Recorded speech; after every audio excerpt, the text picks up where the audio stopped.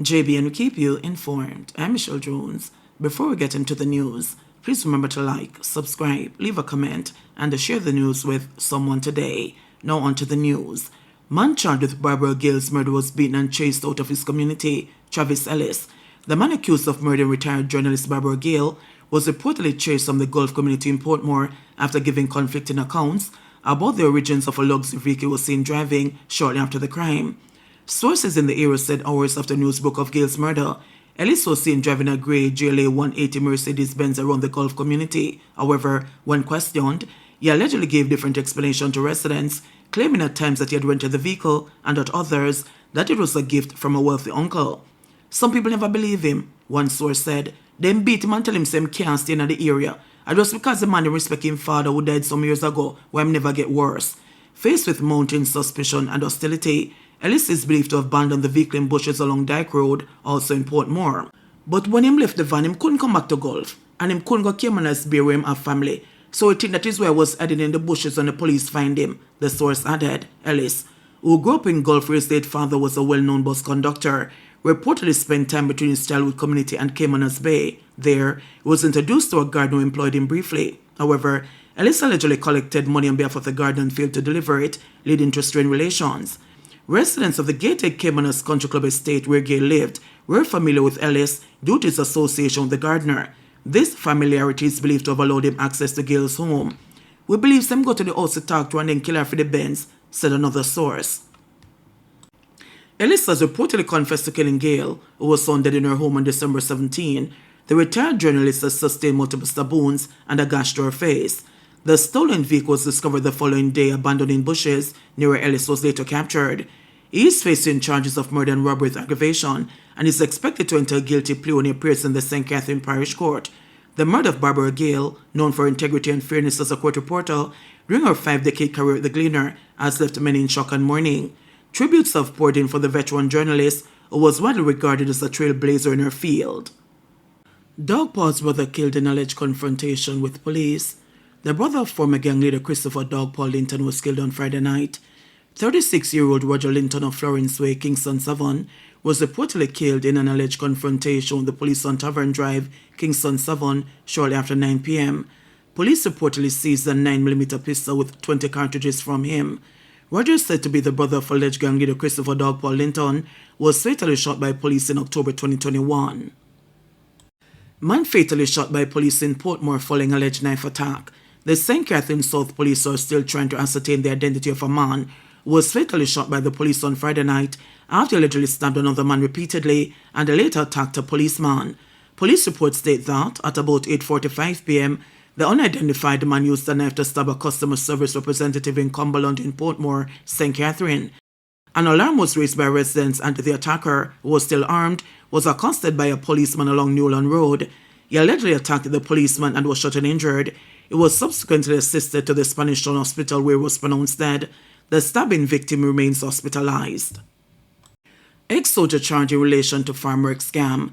A retired soldier has been charged in relation to a farm work scam after allegedly defrauded two women of more than $1 million in June. Philip Panton, 56, is charged with obtaining money by means of false pretense as well as conspiracy. The police alleged that Panton and another man informed the two women that they could guarantee them a place on the farm work program in the United States or Canada for a cost of 100,000 Jamaican dollars.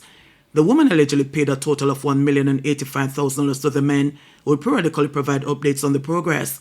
The woman later learned via social media posts that Panton had allegedly swindled money from other people.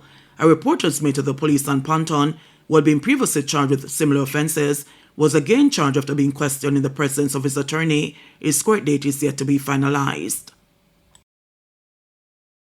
Two held for lottery scamming in St. Mary. An early morning police operation on Saturday has led to the arrest of a male and a female on the suspicion of lottery scamming. According to reports, between 4 a.m. and 7 a.m., the police carried out an operation in the Linton housing scheme in Islington, where, acting upon information, they searched a house which was occupied by a 25-year-old man and a 33-year-old woman. The occupants' cell phones were searched, and information of individuals' personal data was found. They were arrested and charged for dealing in lottery scamming. Two other men were also taken into police custody for questioning with an ongoing murder investigation. According to Deputy Superintendent Anthony Wallace, the officer in charge of the St. Mary Division, the operation is a continued effort by the police and the supporting agencies to address criminal activities in the area. Westmoreland construction worker charged with murder. Dwight Williams, a 42-year-old construction worker, has been charged with murder and possession of a prohibited weapon following an incident in his community of Gordon District in White House, Westmoreland, on October 3. 32-year-old Ryan Blair, a mason of Gordon District, White House, Westmoreland, was killed in the incident. The Savlamore police say at about midnight, Blair was sitting on a bench in his yard when he was pounced upon by two armed men who opened gunfire, hitting him multiple times. The police were alerted, and upon their arrival, Blair was seen lying face down in the yard with gunshot wounds to the head and upper body. He was assisted to the hospital by the police where he was pronounced dead. On December 15, Williams, who was a suspect in another incident, turned himself into the police. He was subsequently charged for Blair's murder on Monday, following a question and answer session in the presence of his attorney. His court date is being finalized. PNP wraps government over failure to deliver funds promised for annual Christmas work program. The opposition People's National Party PNP has accused the government of failing to deliver on its promise of $22 million per constituency for the annual mitigation and cleanup program. The program was previously referred to as the Christmas Work Program. The PNP, in a statement, noted that Prime Minister Andrew Holness gave the assurance in November that the funds would have been provided. However, it said many constituencies, including those in Clarendon, Manchester, St. Mary, St. Anne, and the St. Andrew, are yet to receive the promised funds. The opposition said the government has failed to deliver payment to workers who were employed on most of the projects under the program, including most of those implemented by the National Works Agency, NWA.